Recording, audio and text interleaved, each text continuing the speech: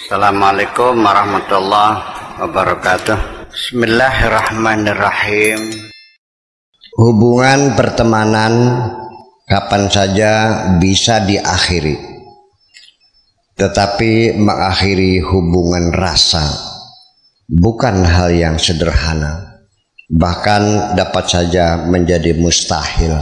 Maka daripada itu, wahai kekasihku, sebaiknya engkau harus sudah mulai belajar untuk membiasakan diri berbuat baik tanpa harus ada yang mendorong atau yang memberikan motivasi.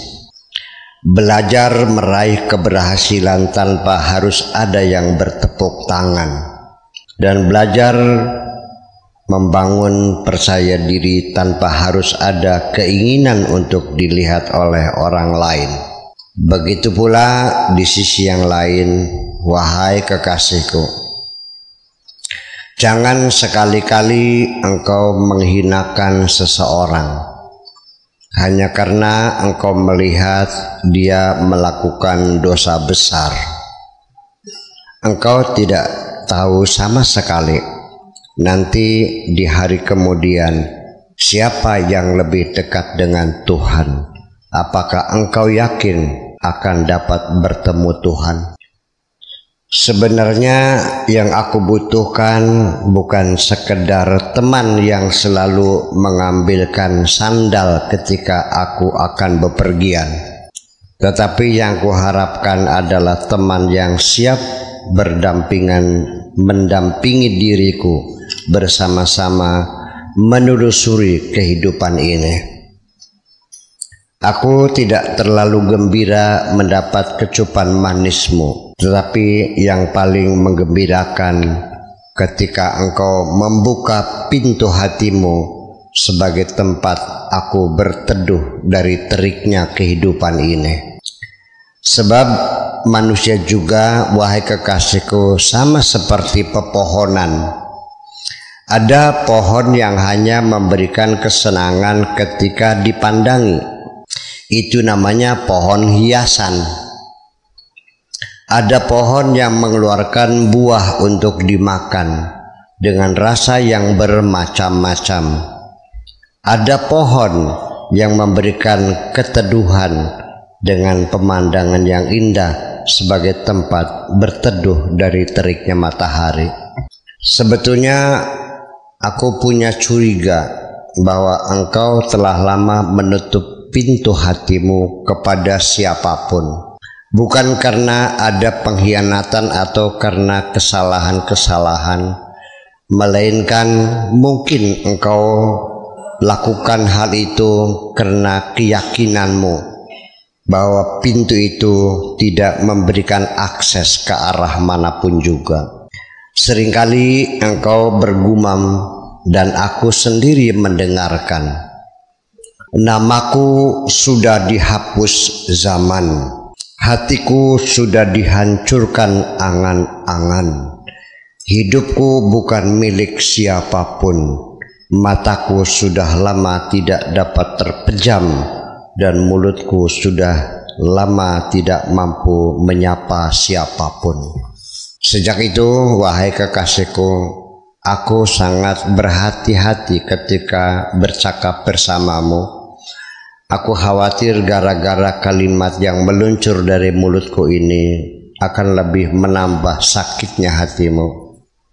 Sebetulnya ketika aku menyapamu adalah sekedar ingin meringankan penderitaanmu.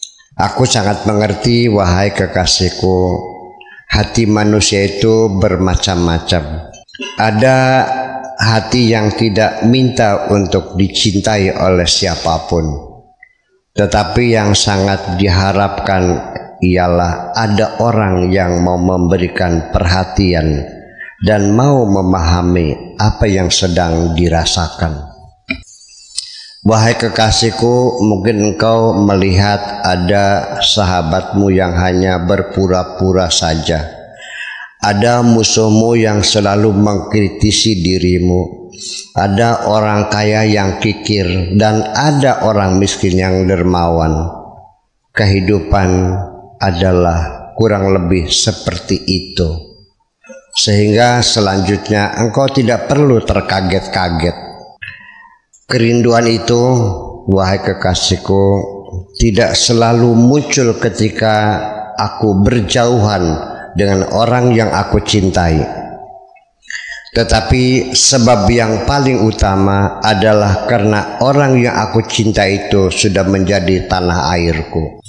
Sampai sekarang setelah aku banyak meraih keberhasilan, tetap saja aku tidak pernah melupakan dorongan spirit dari seorang perempuan yang cantik jelita yang membuat aku tidak pernah berputus asa.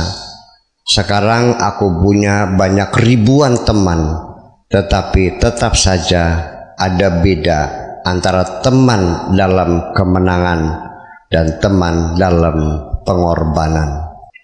Aku mohon, wahai kekasihku, jangan engkau tutup pintu hatimu sangat rapat. Bukalah sedikit saja sehingga engkau dapat mengintip kehidupan ini. Hidup sebagai suatu realita yang harus diterima apa adanya, bukan dengan hayalan, dengan angan-angan. Inilah kehidupan yang nyata.